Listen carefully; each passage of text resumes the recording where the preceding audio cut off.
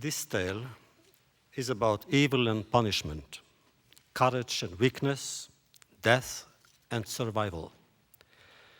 It is also an attempt to posthumously rehabilitate a woman who did not fare too well in her authorized biographies. Too many themes for one story. There are more. Curiosity and blindness, apparent divine injustice versus undisputed human injustice. Well, we have an evening of, I believe, intense study ahead of us. Let's read and reread the story as recorded in the text, shall we? Two celestial angels, or at least two celestial beings disguised as men, have come to bring good news to Abraham and Sarah, to inform them that in spite of their advanced age, they will become parents. On hearing their improbable, implausible prediction, Sarah, who in her youth was famous for her beauty as well as for her piety, burst out laughing, and then denied that she had laughed. Typical. Naturally, a family quarrel ensued. You did laugh, her husband told her. Why then pretend that you didn't? Perhaps because they were embarrassed at having provoked a dispute, the angels left while looking elsewhere. And where did they look? Towards Sodom. Quote, and they looked towards Sodom. Unquote. What an ominous, disquieting sentence. It surely portends misfortune and evil. One feels in it a distant threat. Something serious, even terrible, will soon happen to that city, to Sodom. And Sodom is not aware of it. Even Abraham is in the dark. This is clearly indicated in the text. God asks, quote, am I going to hide from Abraham what I am about to do, unquote? Meaning, the destruction he was about to inflict upon the most sinful of cities, is he going to hide it from Abraham? Suddenly, God decides to shift direction, to make a detour. He opens parentheses. Forgetting Sodom, he begins to speak in the third person about his closest friend and associate, Abraham. Abraham, says God, will surely become a great, powerful nation. All others will be blessed in him. For I have chosen him to teach his children and theirs the path leading to the Almighty God, to practice justice, so as to allow God to fulfill the promises made to him, unquote. And suddenly God closes the parentheses and comes back to the subject which seems to be at the forefront of his concerns. And the Almighty said, the outcry of Sodom and Gomorrah is mounting towards me. Enormous are their sins. Thus I shall go down and see for myself if the scandalous sounds below are true. If they are not, I shall know it. Unquote from the Bible. And so we are plunged into the very heart of the drama. Sodom is already lost, no doubt about it. The mechanism of its destruction has been set in motion. Nothing can stop it, nothing will. Nothing? No. Not even Abraham's intercession. But what about teshuvah? What about repentance and its extraordinary power? Is it too late for Sodom's citizens to mend their ways and be saved? Hasn't tradition told us again and again since the beginning of history that it is never too late for teshuvah, never too late to turn towards heaven and implore its forgiveness? Granted, it is not the angel's role, but man's to awaken human beings to change and urge them to improve their behavior. But then what about Abraham? Why didn't he rush to Sodom to sound the alarm? Rather than argue with God over the hypothetical number of tzaddikim, of just men in Sodom, why didn't he share his knowledge of the impending catastrophe with its future anonymous victims? Furthermore, didn't he know from the outset that this debate was a waste of time? Can one win victories over God? The same question may be addressed to God too. Why did he allow Abraham to go on arguing when he knew that there are no just men in Sodom?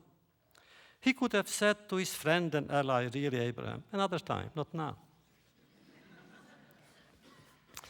These are troubling questions, and we will explore them later.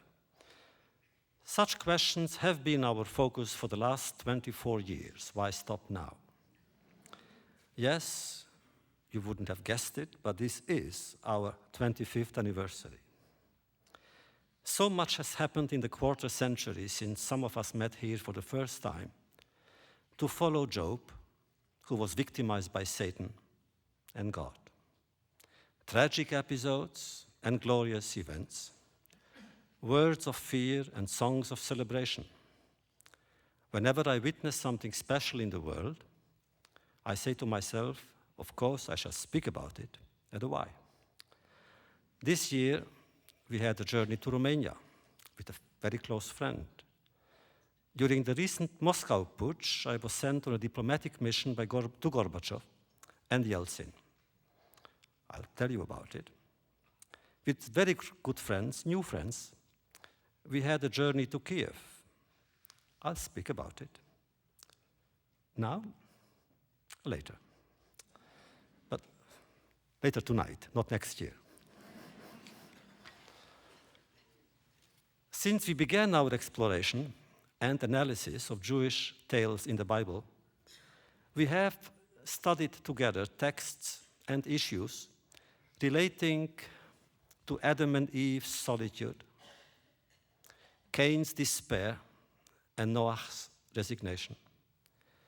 We have attempted to throw and shed a different light on the Akedah, the disturbing and powerful story of Abraham and Isaac.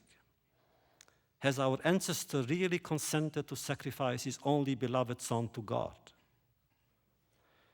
25 years ago, on a Thursday evening, in this very place, I offered a negative hypothesis. I said, our forefather Abraham was a good father. And I believed then, and still do, that he never intended to bring his son as a burnt offering.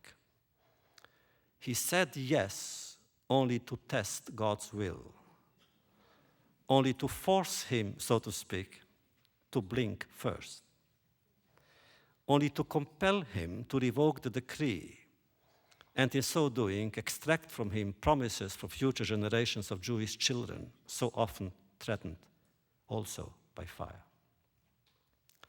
And what about Joseph? Why has he waited 22 years before inquiring whether his old father was still alive? And Moses, has he, still an adolescent, at least tried to share the fate of his family, of his people, still in Egyptian bondage?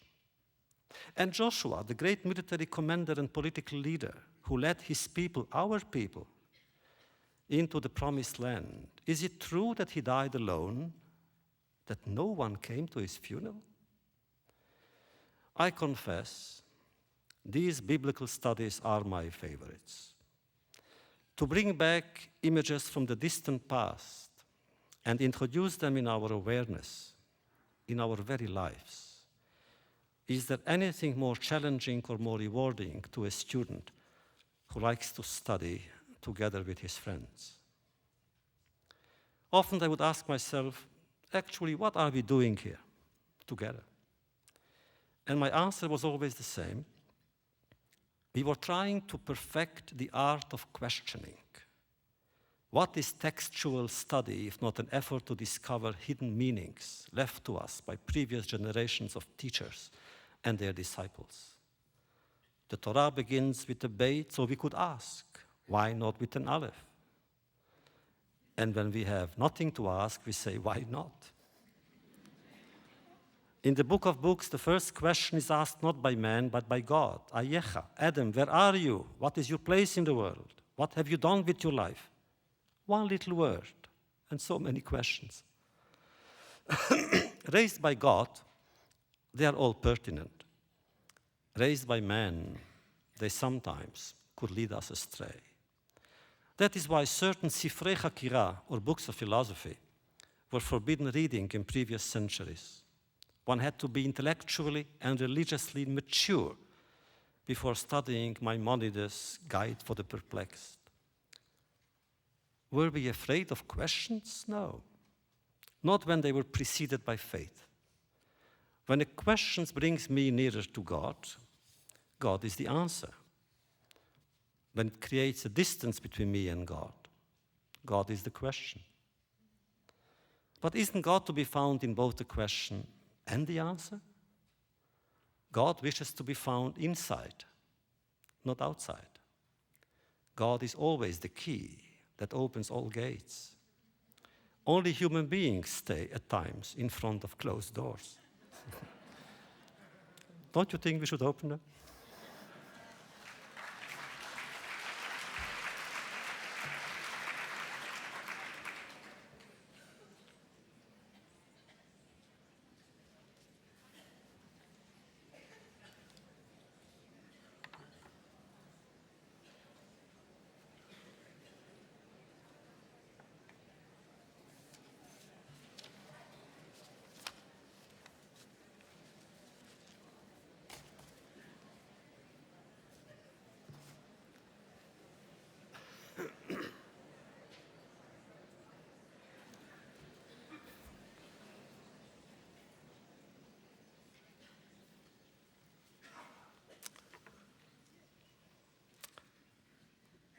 Let us return to Sodom, that singular city where everything is expensive, except life and human dignity.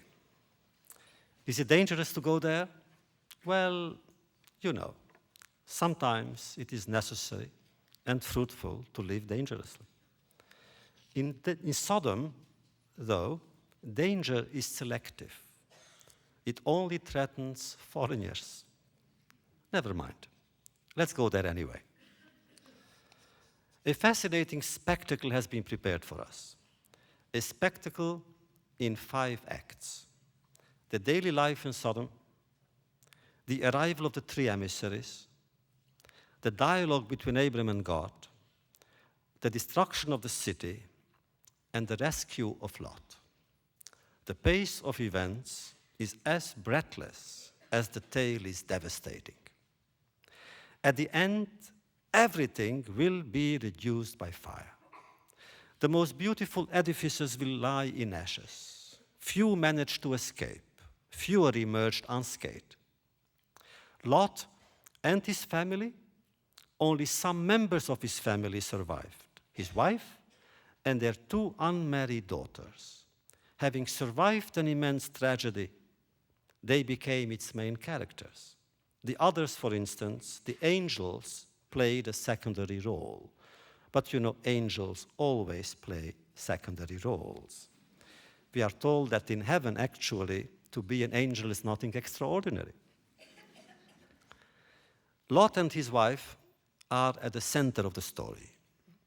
May I publicly admit my sympathy for Mrs. Lot? Poor woman. She died the day she came back to life. First, she enjoys God's support in the form of a miracle. Then she is deprived of the chance to reap its reward. She dies without experiencing the joy inherent in the act of liberation. She doesn't even have the time to speak about it to her grandchildren. Why such harsh punishment? Only because she looked where it was forbidden to look. So what? If our own gaze could kill us, there would not be enough cemeteries. All right, she did disobey the angel's injunction and did deserve a punishment. But why death? Wouldn't it have been enough for her to lose her sight? I feel sorry for Lot's wife, who arrived in the desert to stay there forever. Josephus Flavius writes that he had seen her statue with his own eyes. Well, let her rest a bit. Let her rest while we do something that she shouldn't have done, while we look at her native town. Don't worry, at this point in our journey, Sodom is still intact. Flourishing, I mean, evil is flourishing in Sodom. When we visit Sodom, we realize that it is not only the scene of its collective tragedy which we are about to witness, we will also encounter one of its protagonists. Sodom has its own temperament, its own mentality, its own personality, its own government. All of its inhabitants, with some rare exceptions, think and behave the same way. Individuality is gone. It's a mass, a critical human mass that we are faced with. One would almost say that Sodom is inhabited by one person alone, but copied and imitated 1,000 times. The slogan, one for all and all for one, could apply to Sodom with a minor change. All are like one, and the one is selfish, violent, cruel, cynical, corrupt, almost inhuman. That is why God has decided to annihilate the city. Its population has pushed its taste for sin, its thirst for injustice too far. And the Midrash, the commentary on the Bible, is full of legends illustrating the moral deprivation that reigned in that city, which had become the world or cosmic capital of crime. Look at the social structure. Everybody was a thief, a liar, a swindler, a sadist, a narcissist, a monster, and that's only the beginning.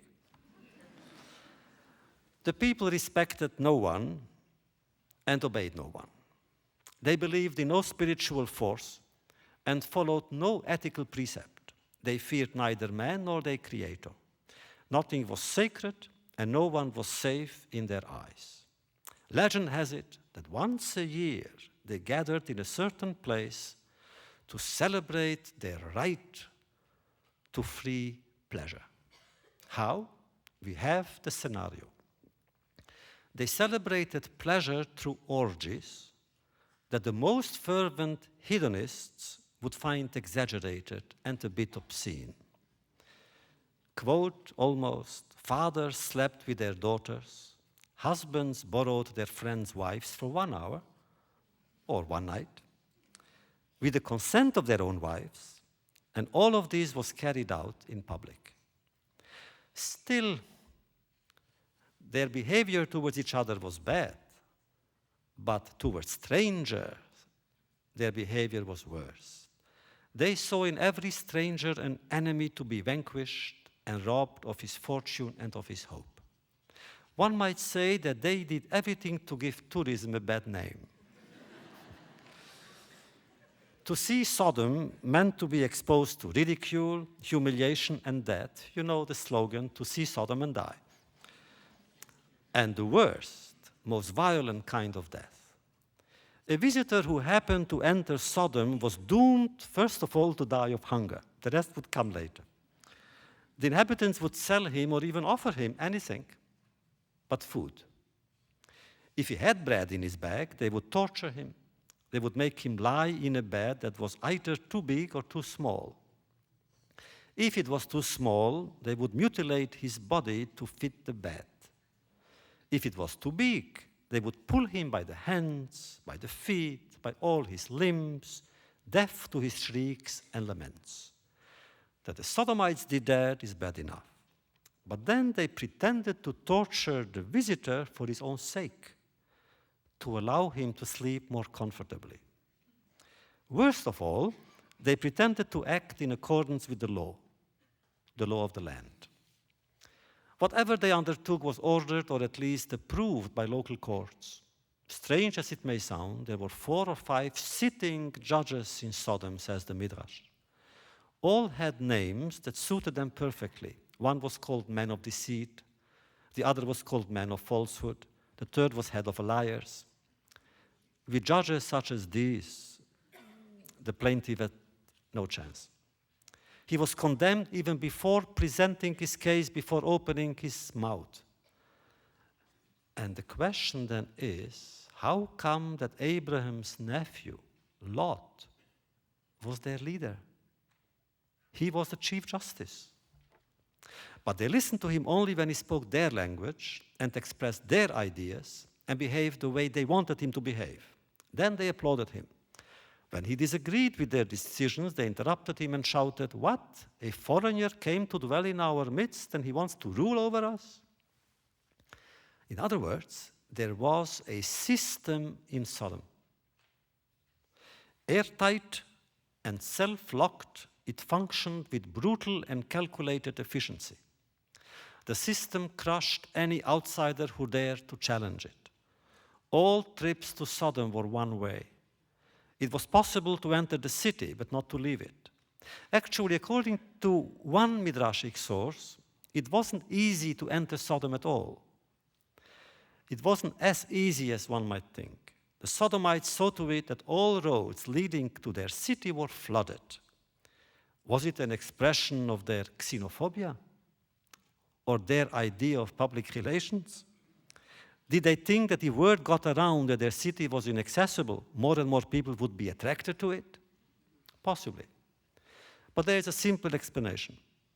Since the ground of Sodom was made of pure gold, its citizens wanted all of the riches for themselves. But didn't they have enough? They did. But such is the nature of selfish man. Not only does he wish to be wealthy and happy, he needs to know that others are not. If and when a foreign visitor did manage to enter the city, its inhabitants knew perfectly well how to deal with him legally. They assaulted him and deprived him of his possessions, but each person took only small things, small doses. So they could tell the judge, "Look, Your Honor, it's nothing. For this I'm to face charges." But together they took everything. It was a game, nothing else. The Sodomites needed not fear justice. The courts existed only to condemn and punish the victim, be he or she one of their own tribe. Example, if a Sodomite struck his neighbor's pregnant wife, who lost her baby in the process, her husband was told, "Give your wife to the man who hit her. He'll make her pregnant again." If a man wounded his fellow man and made him bleed, he was told to pay his aggressor for the bloodletting. Cruel to human beings, the Sodomites were equally cruel towards animals and birds. In other words, towards any living creature whose life and movement escaped their authority. And eventually, the Sodomites manifested cruelty towards one another. Yes, in spite of their plentiful natural resources, the Sodomites envied one another, were jealous of one another, and stole from one another. Is that why God grew angry and said, quote, "I have given you more than I gave others, and you use my blessings to make others suffer"? Is this why he chose to annihilate Sodom? We stumble here upon a serious and disturbing issue, that of collective guilt. Does it exist within the framework of the Jewish tradition? Could there be no innocent person within a community of sinners? Then what about the children, the infants? Are they too guilty? Guilty of what? Of having been born there? Was it their choice? Furthermore, if guilt was all-pervasive, why were Lot and his wife and their children spared? Only because they were Abraham's relatives? Is nepotism a valid reason? If the answer is yes, why were Aaron's children punished by death? Let's analyze each of the characters and stay a moment with Lot.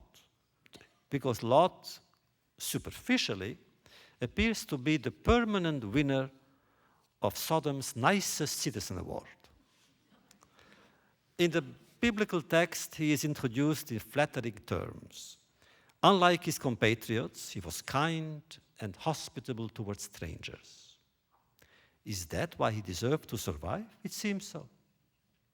Didn't he welcome the 3 celestial emissaries, even though he ignored their identity and was unaware of their mission? Both Scripture and its commentaries make much of this episode. He invited the 3 angels into his home, we are told. He offered them food and shelter. And when the Sodomites, all of them, young and old, rich and richer, came to besiege his house and demand that he hand them over, he refused. A perfect host, he protected his guests to the end. He went so far as to propose a deal to the aggressors. Instead of his 3 visitors, he will give them his 2 young daughters, both virgins. And he told them, do with these 2 girls whatever your heart desires. His plea fell on deaf ears. What the Sodomites wanted was to sodomize and lynch the 3 foreigners. Nothing less, nothing else would satisfy their vile instincts. They were about to break down the doors when finally the 3 angels, who until now were rather passive, decided to take action. They blinded the attackers and thus rendered them harmless. At this point, one feels like yelling, "Bravo, Lot! Well done, you are indeed special." But wait, let's not be too hasty. That the angels deserve our praise, that goes without saying. Angels are by definition praiseworthy.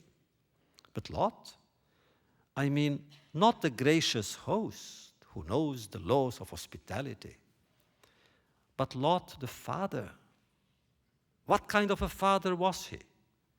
Ready to hand his own daughters over to a bloodthirsty and sex-thirsty mob. Did he at least consult his wife?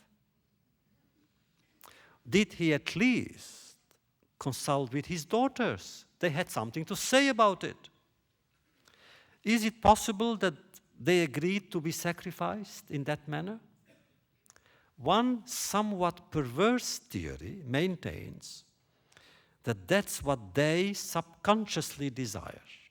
You know, the new theory about the victim falling in love with the victimizer. In those times, they may have read about it. Why would they want to be sacrificed? The reason? Again, the theory says, a midrashic theory, that they weren't that young anymore. And since they never knew the mysterious joy of physical love, it is a fact that following their escape, they abused their father's fatigue and made use of his vigor while he remained asleep. All right. Suppose they were consenting adults. When Lot offered them to the populace, they knew what they, the daughters, were going to do. But what about Lot, the father? Does this necessarily exonerate him that they wanted? What kind of father was he? What didn't he tell his daughters? Look, you cannot do certain things. You are my daughters. Admittedly, the angels were grateful. So much so that they revealed to Lot the true nature of their mission. The entire city was doomed. And therefore, take your family, they told him, your sons, your daughters, their husbands, take them and flee, for this place will be destroyed, unquote. Lot, we must say, took the warning seriously. Quickly he ran to meet with his sons-in-law. He repeated the precise words he had heard from the angels and urged them to pack quickly and leave immediately. In vain. They refused to believe him. They mocked him for his fears and ridiculed his visions of horror. In the meantime, the angels grew impatient and began pressing him to leave. Time was running out. Do not linger, they told Lot.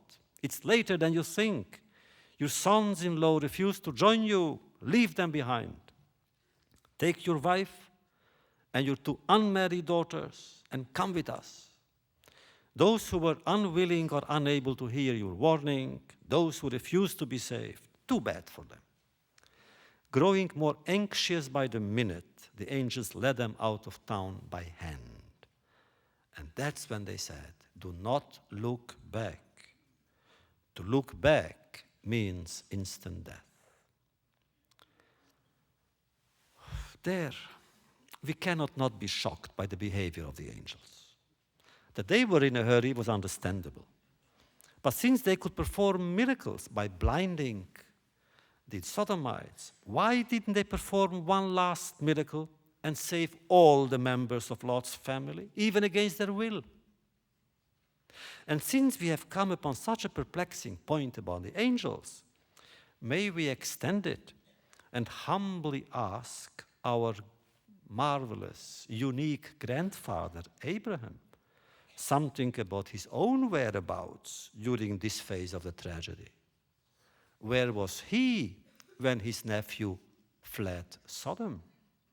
Granted, he was busy arguing with God, and it took some time.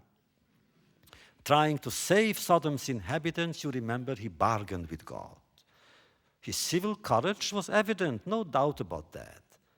But why did he all of a sudden, in the middle of the argument before the debate was over, why did he vanish from the stage? Let's read the text. At a certain point in the debate, Abraham gave up.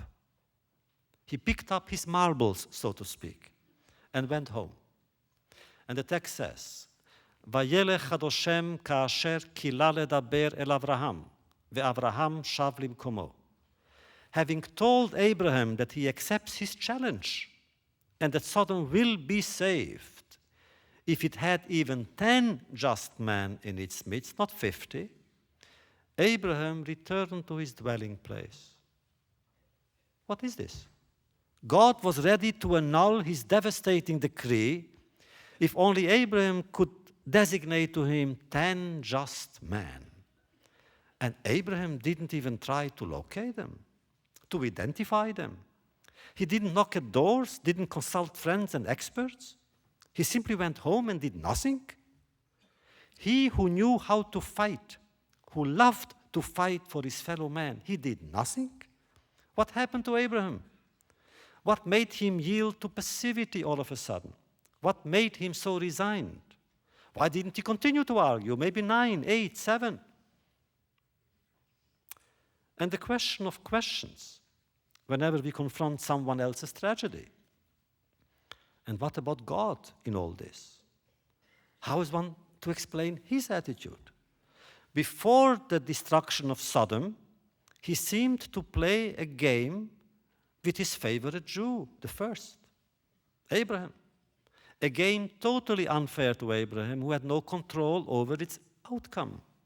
Clearly, Abraham bargained with God in good conscience. He couldn't have known whether there were 10 or 100 just men in the city. But God knew. So why did he force Abraham to play such a ridiculous game? Why didn't he stop him and say, look, my dear fellow, I know it hurts you. I know you have family there. I know you know people there. But don't waste your time nor mine. It's no use. What is bound to happen will indeed happen. And there is nothing you can do about it. Why did he let him sink deeper and deeper into his own inevitable defeat? Is it possible? Is it conceivable that God actually wanted to demonstrate to Abraham something that Abraham already knew? Namely, that the Creator is superior to his creation, that God's knowledge lies beyond that of man. Admit it. all the protagonists here seem at certain moments determined to move us to dismay, as if to tell us, wait, you haven't seen everything yet. There are other surprises in store for you. Lot, the angels, Abraham. What about Lot's wife? Is she also going to surprise us with her wickedness? Yes, even she is full of surprises. We plan to question her later, but don't worry, we know how to find her. She won't run away. Let's retrace our steps and revisit the place of no return, Sodom. We had the usual yet doubtful pleasure of meeting its sinners. Was there really no honest citizen around? No charitable woman? No decent individual in that entire city which was cursed by itself and punished by destiny? Wait, there was one. One person, one soul, a member of Lot's family. Himself? No. His wife? No.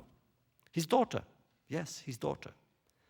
Lo and behold, we even know her name, Paltit.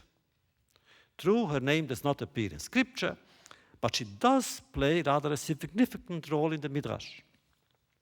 The Midrash offers some interesting details about her personality. As the wife of an influential Sodomite, she lacked nothing, needed nothing to enjoy life and its blessings.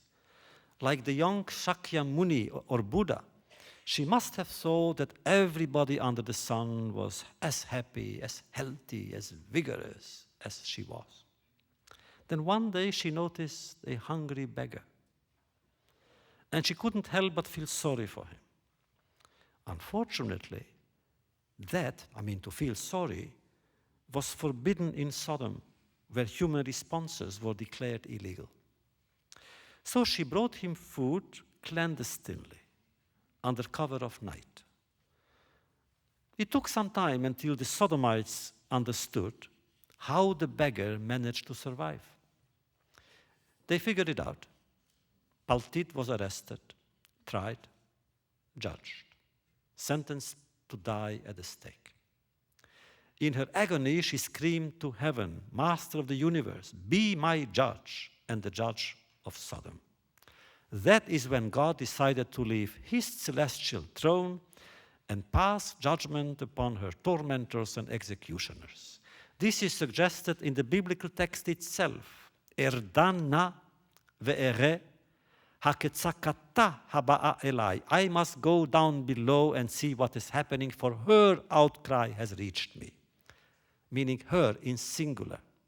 One outcry only, or the outcry of a single woman. Indeed, it happened that the suffering inflicted upon one person moved God more than the pain endured by multitudes. Does it mean that Paltit was the only just person in Sodom? If there is one, there are two. There was another one, claims the Midrash. And it tells the story of two girlfriends who would go together to draw water from the well. You look bad, said the one. The other didn't answer.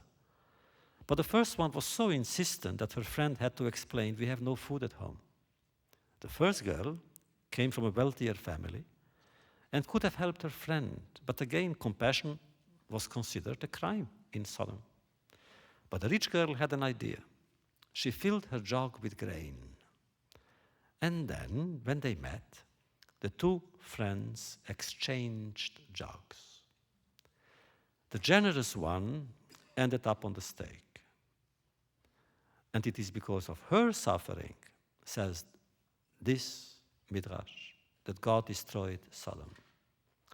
Another Midrashic text describes another sinful town, there were 5 of them, where a nice young girl also felt sorry for a stranger.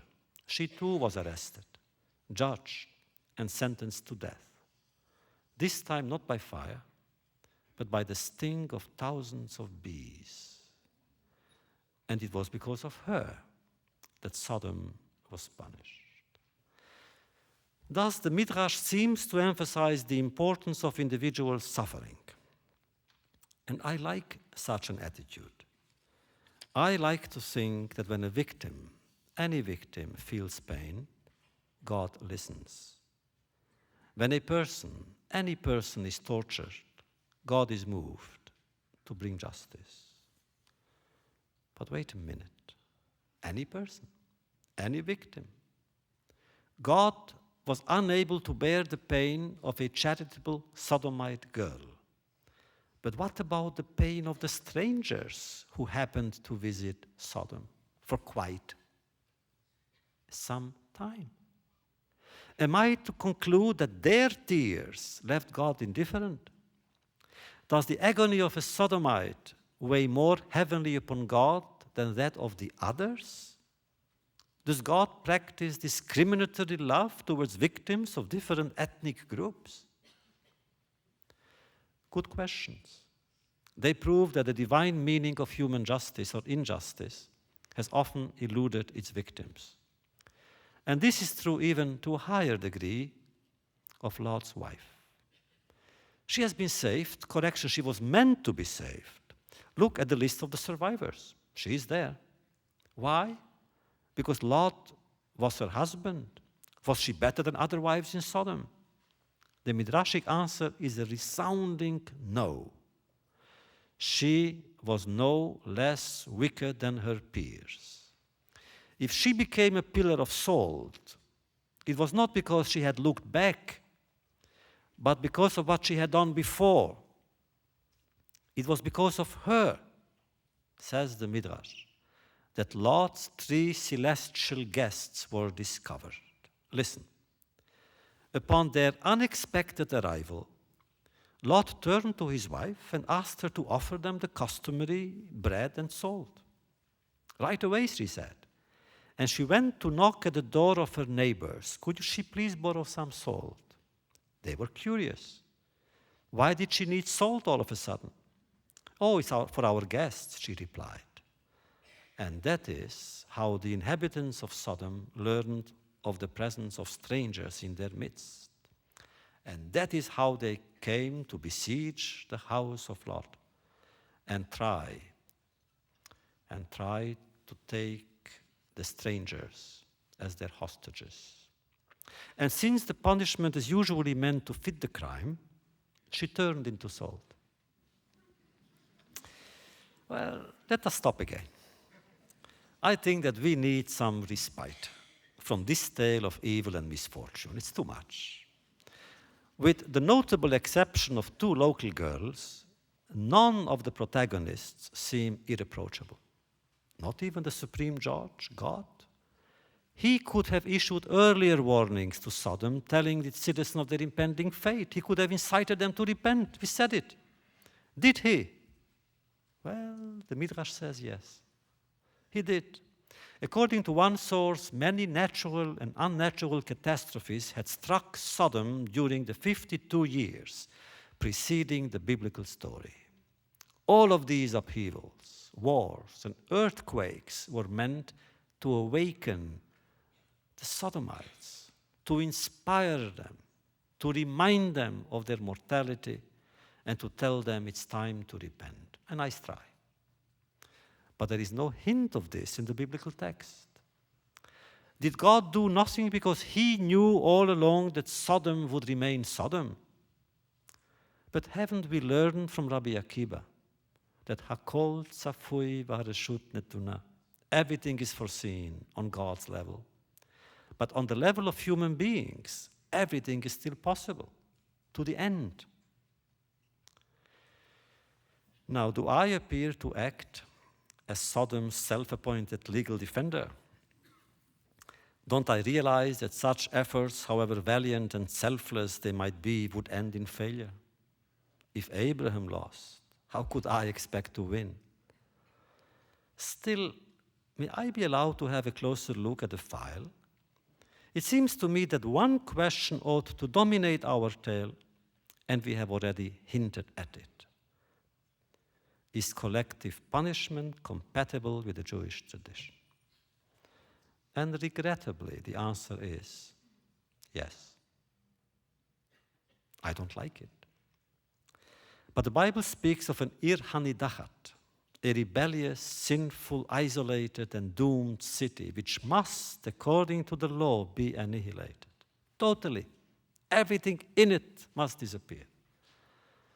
The law seems cruel, yes, but it is one of those laws that exist on the page, but have never been implemented. Sodom's case is an exception, and what's more, it predated the law, and therefore it's illegal. Abraham believes so, and Abraham doesn't hesitate to say so. For Abraham, there is no collective punishment. Remember Abraham's celebrated outburst to God, Hashofet kol haaretz lo yaseh mishpat.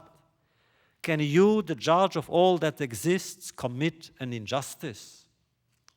And Abraham continues, are you really going to punish, to kill the just and the wicked together? In other words, whether someone does good or evil have no effect on your reaction? Does it mean that the just may not be rewarded? Worse, that he may be punished? For what? For being just? For being the neighbor of a wicked? To live in the midst of wicked? It's his choice.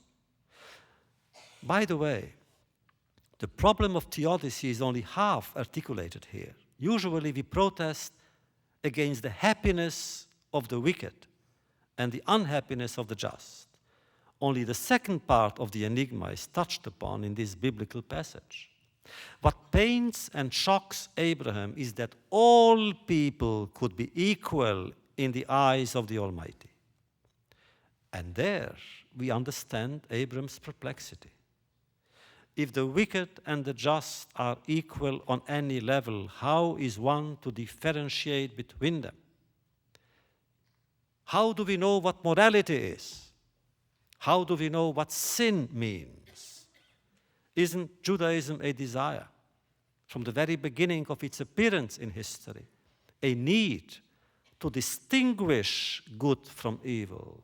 Hamavdil ben kodesh lachol. To distinguish the sacred from the profane. And what is God's answer to Abraham's objection? He simply states that there is no just man left in Sodom. In other words, don't worry. Abraham, don't worry. Nothing bad will happen to the just. There are no just persons over there. If there were, I would save them. Better yet, I would save everybody else as well. And so, on this level, the case may be closed. Everything is settled. Abraham has nothing to reproach himself for, nor does God. Abraham has done his duty, as has God. Could Abraham have pushed the debate a bit further? He could have said, please God, save Sodom. Save it. For one person's sake. But Abraham realized that it was pointless to continue. He had lost and he knew it. That is why he picked himself up and went home. What else could he have done? At least his close relatives would be saved. And yet, if Lot and his children were saved, Abraham could not take credit for it. Uncle Abraham didn't even mention them in his plea bargaining. It was God's idea, or his angels, not Abraham's. Aren't we entitled to ask, why wasn't it? In other words, why didn't Abraham intercede on their behalf? Is it that he suddenly understood that they too were sinners? Lot's wife too? And their children? But then if they were sinners, the question remains, why were they worthy of being spared? The Midrashic commentaries tend to be harsh towards the entire family. Not only was Lot part of Sodom's corrupt system, he was said to have been a sex maniac. Whatever he did, says the Midrash, wherever he went, he looked for women. The verse, quote, and Lot lifted his eyes and saw the entire Jordan Valley, end of quote, is interpreted by Rabbi Nachman bar Chanina in a purely erotic way. The other members of the family better not talk about them. Well, let's. We go back to Lot's wife. She betrayed the 3 guests. Bad. The children, the 2 daughters were unmarried, the 2 others were not. When Lot told them of the impending catastrophe, his 2 sons-in-law snapped back at him, "Are you crazy?" Poor Lot. Do you really want to convince us that our city is on the edge of disaster? Don't you hear the music? The songs that come from its streets and houses? A city that sings is about to perish? Is that what you are telling us? And so they stayed behind, and their wives too, and their children. The 2 sons-in-law were fools. After all, their father-in-law was not just anyone. He had access to important people, even to God. If he was panicking, they should have listened. Naturally, Lot should have insisted on their departure, but time was running out. The angels told him so. Every minute could have been the last. Soon flames would surge and come down from heaven. And escorted by the angels, Lot and his wife and their 2 unmarried daughters fled the burning city. At that moment, the Midrashic tale, as we expect it to be, the Midrashic tale dramatically changes course. Suddenly, the mother appears as a positive figure. In the Bible, she is a sinner. In the Midrash, she is a human being. Disobeying the angel's order, she looked back, and what she saw was filled her with what? With fear, says one source. She saw the magnitude of the catastrophe and died. Because of them, because of the dead, she died. Another source says she was filled with light. She saw what no human being could see. She saw the Shekhinah, the divine providence, with impunity. Incidentally, looking back was severely judged in antiquity. When Orpheus rescued Eurydice from the land of the dead, he received a similar warning not to look back. Unable to resist his curiosity, he did look back, and that is how he lost his beloved forever. But why did Lot's wife transgress this prohibition? The Midrashic explanation is charitable, and I espouse it. I like it. Because this theory, this hypothesis, rehabilitates Mrs. Lot in my eyes. It was her maternal instinct that made her look back. She wanted to see the place where she had left her 2 daughters behind. She was a mother, after all, a compassionate mother. Sodom had not hardened her heart. She continued to love her children and grandchildren. She loved them even more, knowing that they were dead. How could she have abandoned them without even looking at what was left of them? Between obeying the injunction of angels and listening to her heart, she listened to her heart. The 2 surviving daughters, they too actually were granted extenuating circumstances. In this case, all the women have all the privileges. Men don't fare that well. Convinced that their immediate family represented the entire human species, as in the time of the floods, these 2 unmarried girls felt an obligation to perpetuate it. It's not that they wanted to enjoy it. They thought of the future of humankind.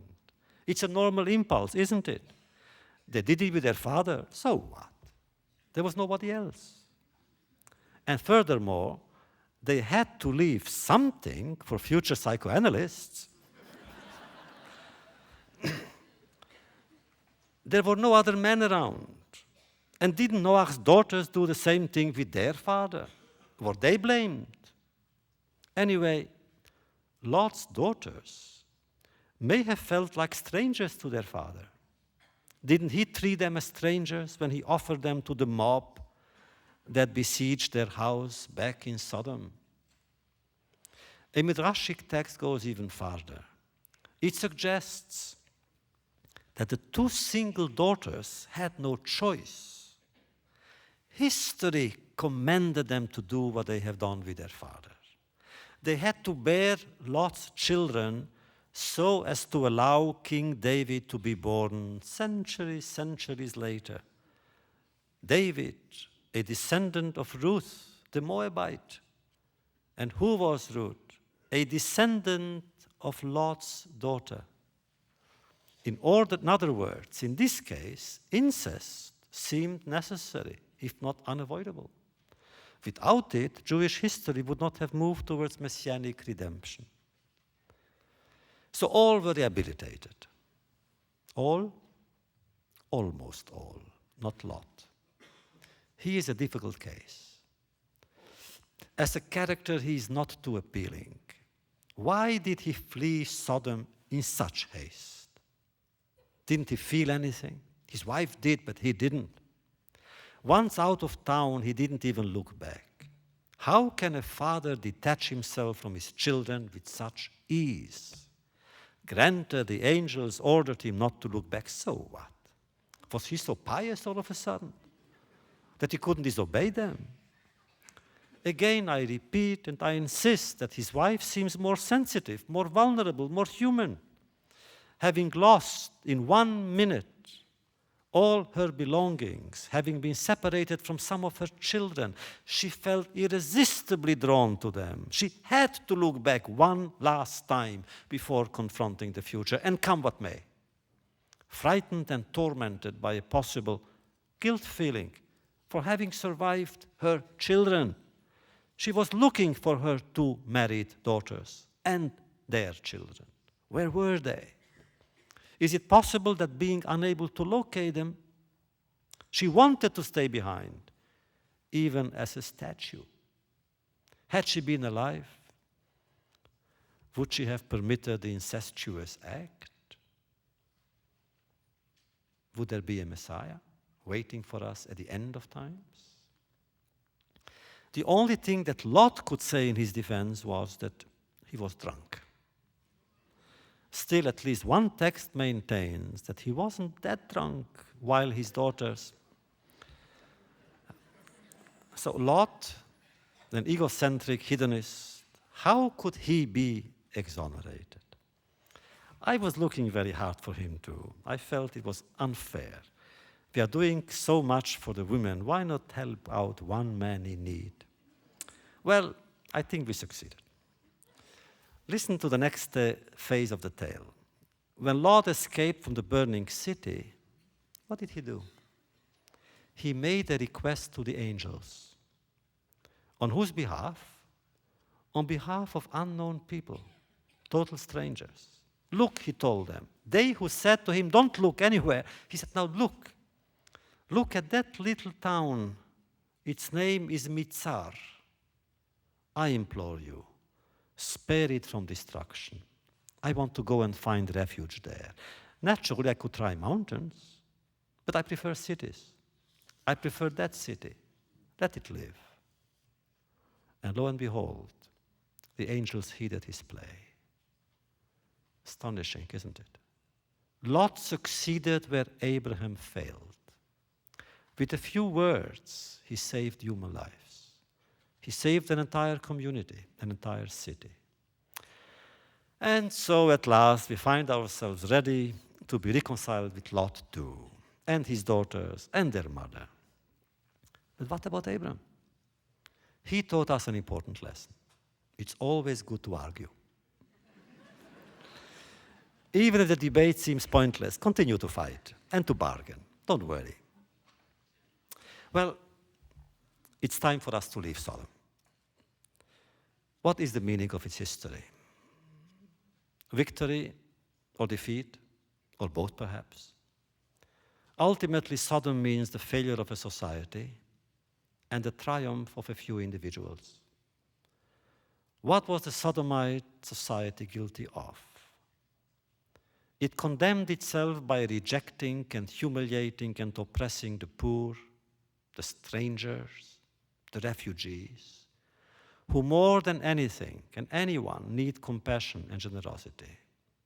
The story of Sodom may be the story of a warning for future generations.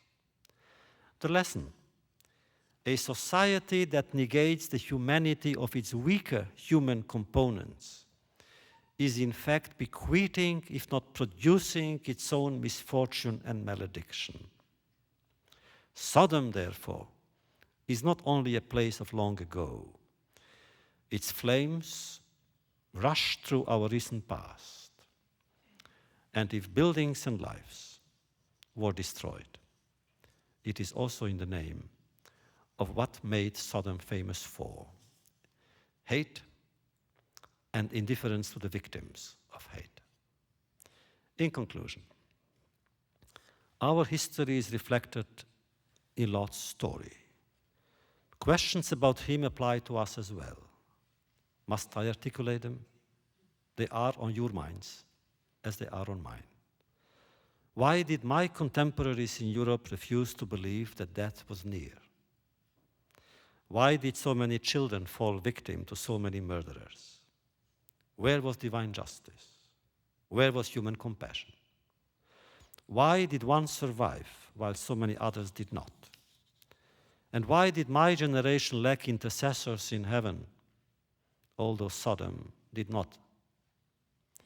These questions are troubling, and they are eternal. The answers, if they exist, I do not know them. All I know is that at the end of the story, I understand Lot's wife better than him. For at times one must look backwards, lest one run the risk of turning into a statue of salt, of stone, no, of ice.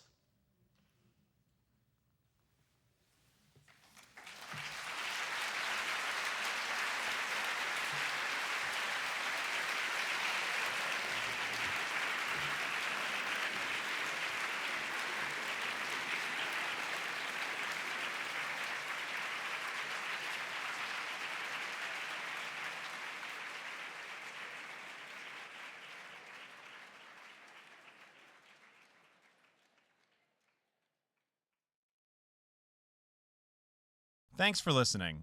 For more information on 92nd Street Y and all of our programs, please visit us on the web at 92y.org. This program is copyright by 92nd Street Y.